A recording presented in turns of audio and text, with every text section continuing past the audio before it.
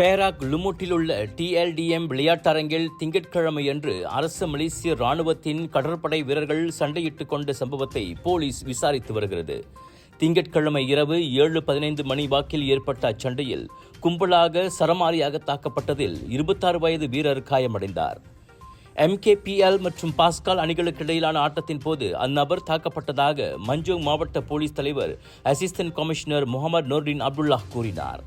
நடுவிரலை காட்டி ஆபாச செய்கை புரிந்ததாக கூறி அவர்கள் என்னை தாக்கினார்கள். ஆனால் அது உண்மையல்ல, நான் ஒன்றுமே செய்யவில்லை என அடி வாங்கியவர் விசாரணையில் தெரிவித்திருக்கின்றார். கும்பலாக தாக்கப்பட்டதில் அவருக்கு முகத்தில் வலது விலா எலும்பு, இடதுபுற கழுத்து மற்றும் தலையில் காயம் ஏற்பட்டு ஆயுதப்படை மருத்துவமனையில் சிகிச்சை பெற்றுள்ளார்.